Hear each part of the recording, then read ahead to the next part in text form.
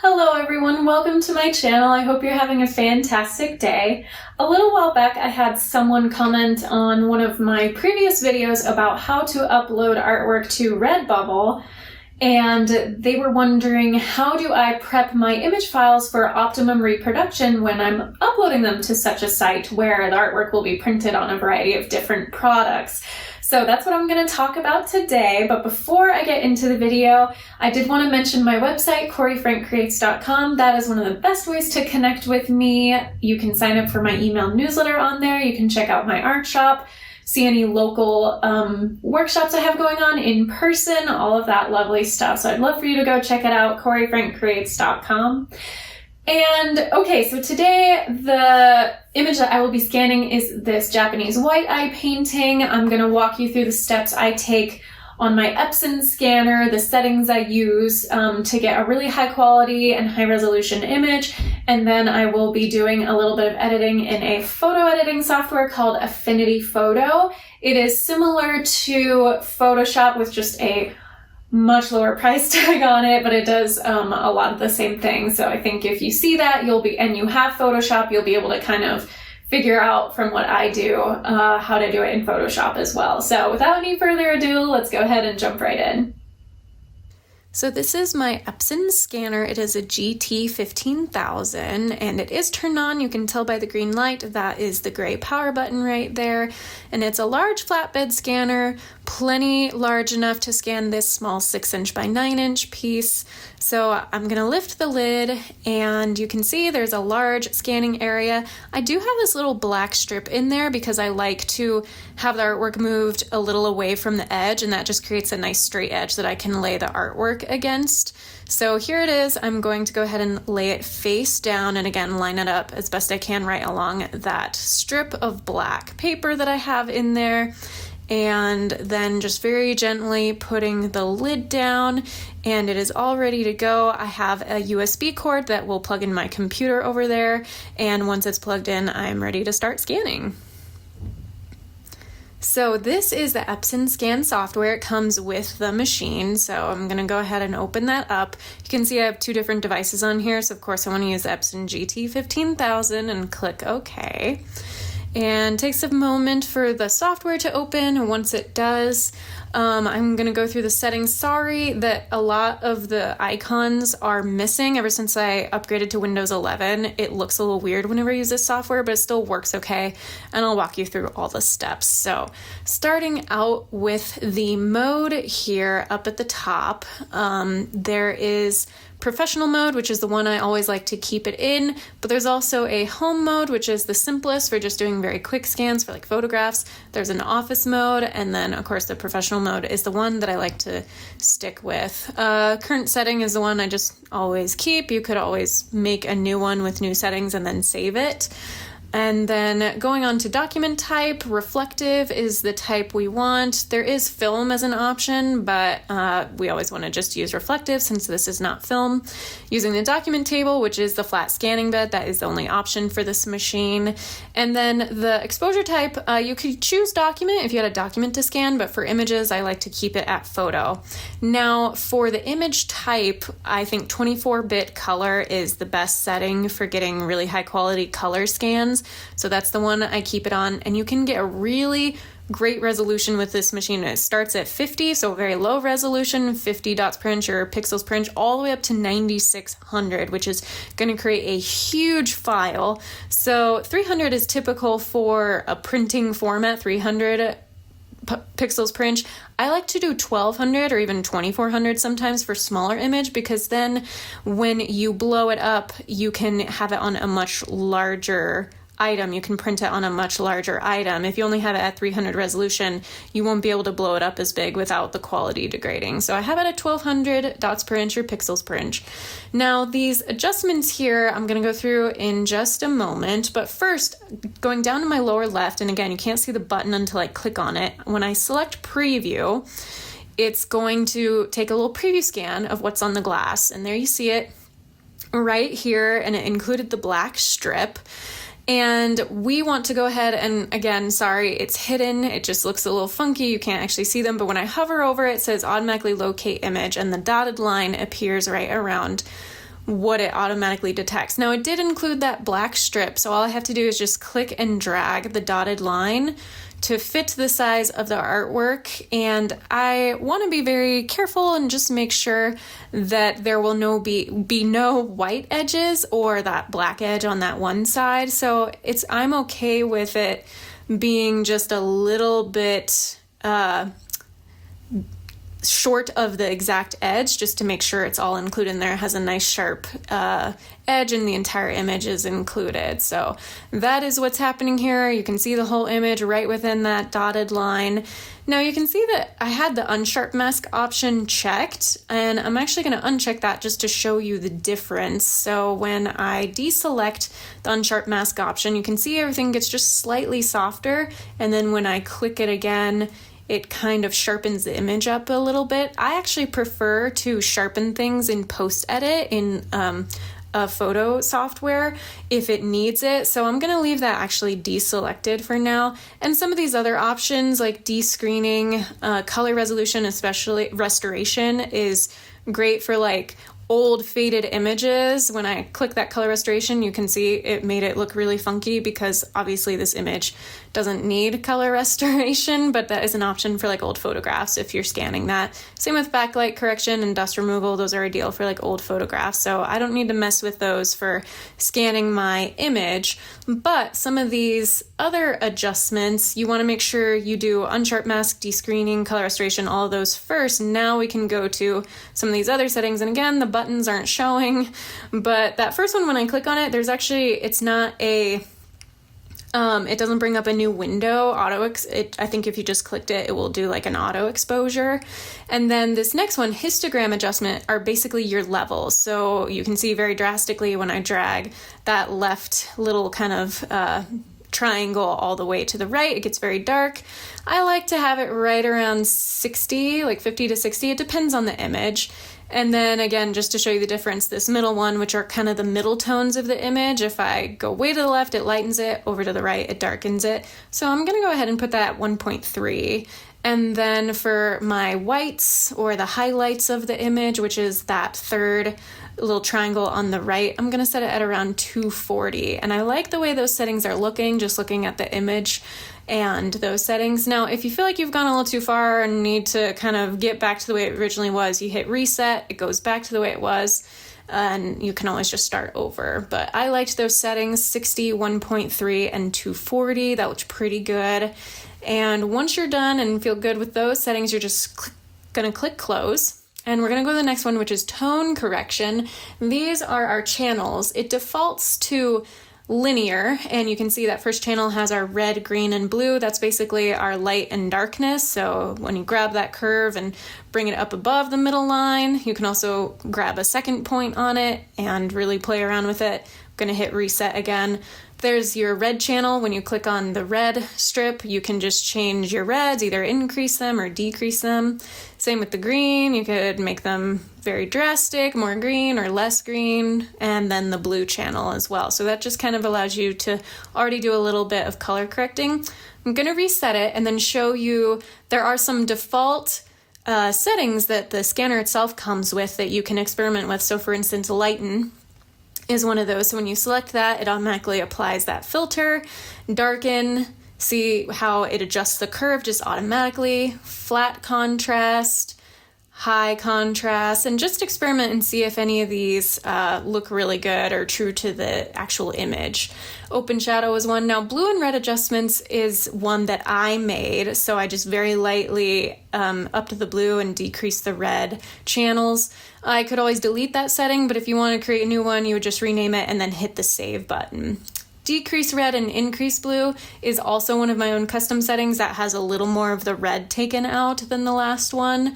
It's just very, very subtle change. Heavy blue is one of the auto settings that just comes with the machine.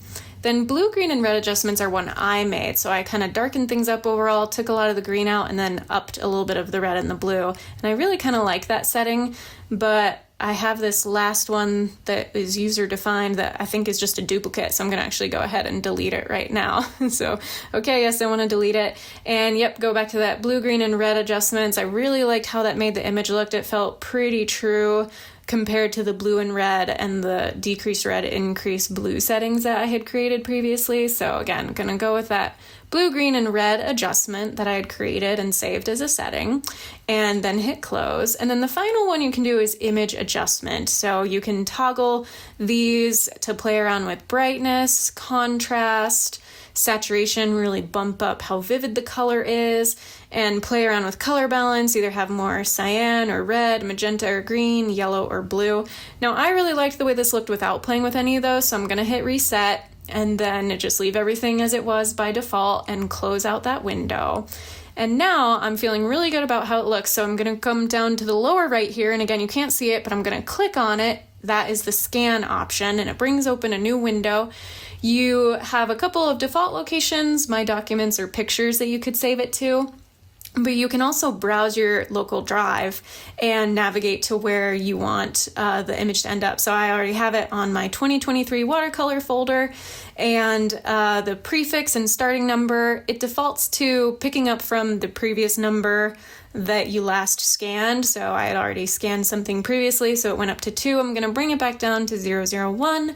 I want a JPEG. You do have a few file type options, like you could do bitmap or PDF, especially if you're scanning a document, but I want it to be an image, a JPEG image. So there we go. That's what I'm going to select. I don't want to overwrite any files with the same name, just in case I accidentally forgot to rename one of my previous scans. And then show this dialog box before next scan. Yes, I like to keep that on. I want to see that dialog box every time, and I want the open image folder after scanning. So you click scan, and then I went ahead and time-lapsed this, sped it up a bit, since it did take about, it said it initially 6 minutes. It didn't actually take that long. It took maybe around like a minute and a half to actually do the scan, which is pretty good for such a large resolution and file size. So it opened up that folder. You can see there is my scan right here, image 001. I'm going to rename it, call it Japanese White-Eye, because that is the type of bird that is in this painting. So once I have renamed it, I'll go ahead and double click on it to open it up here so you can see it on the larger screen. And there you go. That's how it looks just by changing the scanning settings. You can see we have a very high quality image. But I do want to go ahead and show you what I do with some photo editing software. So first, I right-click the image and hit copy, or you could press Control-C with the image selected, and then right-click again on an open space in the folder and hit paste, or you could just do Control-V on the keyboard to paste it. So it automatically had the copy name on there. I'm changing that name to color corrected. And now I'm going to open that one with Affinity Photo 2, or if you use Photoshop, you could use Photoshop. They tend to be pretty similar from what I have experienced with both Photoshop and Affinity.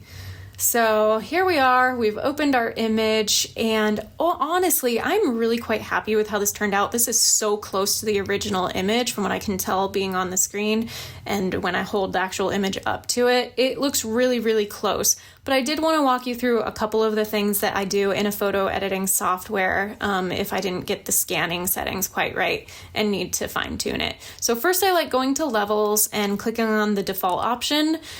And you can see here it added this step in my history bar, and I love having the history bar open so I can easily back up steps. So that kind of just added the levels raster layer, but it didn't actually do anything yet. It's simply prepping for whatever changes I'm gonna make. So the black level, the farther you toggle it to the right or pull it to the right, it'll darken it. On the white level, the farther you pull it to the left, the lighter it will get.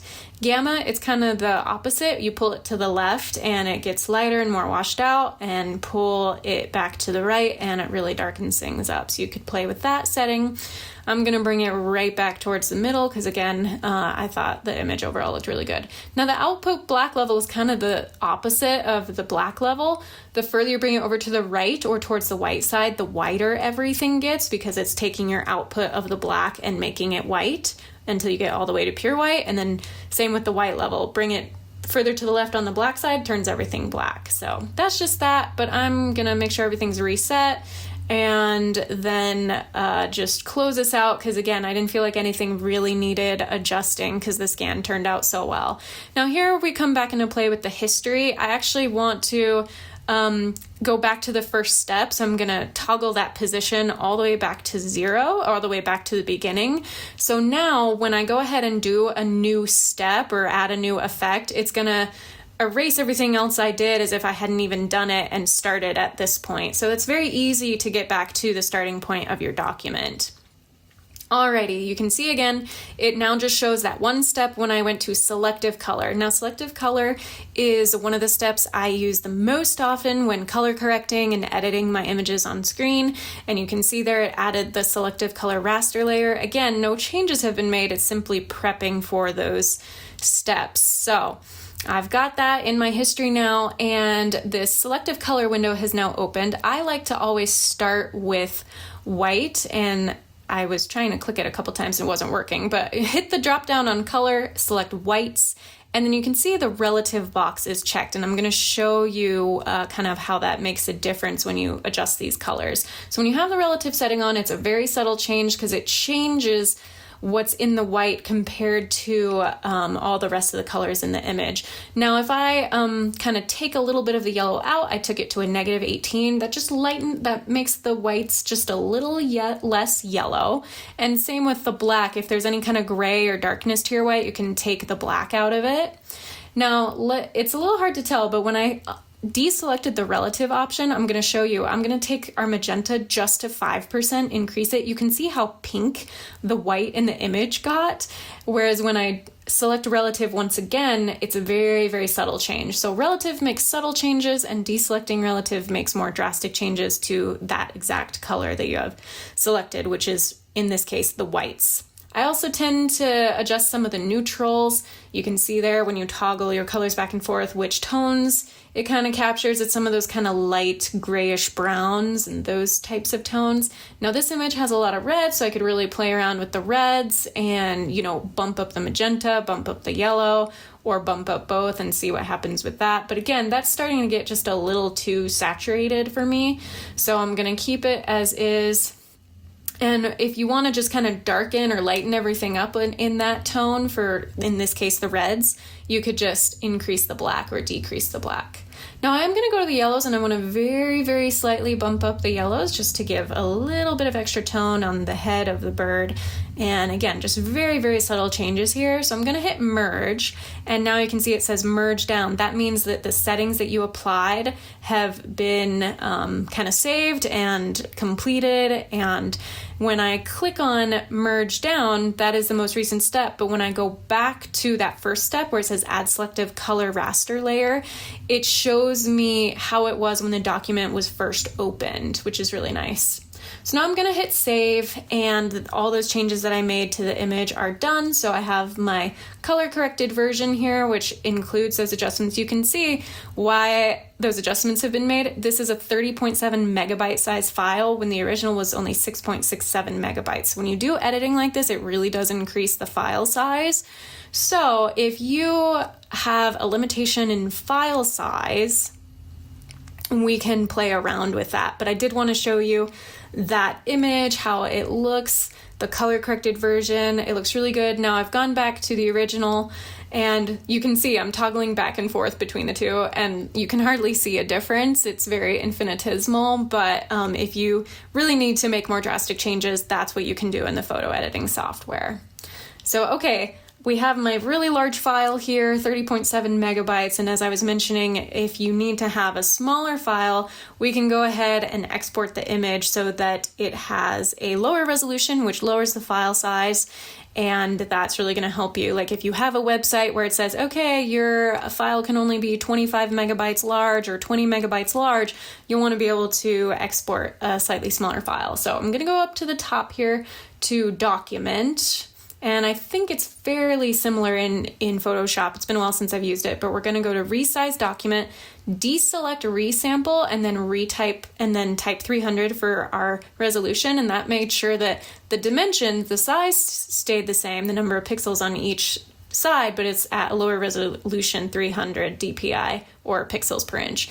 Nearest neighbor, I like that for the resample selection. You can play around with some of these other options, but I found that nearest neighbor does a really good job. Then I'm going to hit resize, and it didn't change the image at all apart from the resolution. So now I went to file and export. Sorry, I did that kind of quickly, but I'm going to change JPEG instead of to high quality. I'm going to take it to medium quality, and that's again just going to get a slightly smaller file size. If I chose high quality, it would be a little bit bigger of a file size, but I like the medium quality. I've already set it to a resolution of 300, so when I save this image, I'm going to say 300 res, so I know it's the image with a resolution of 300.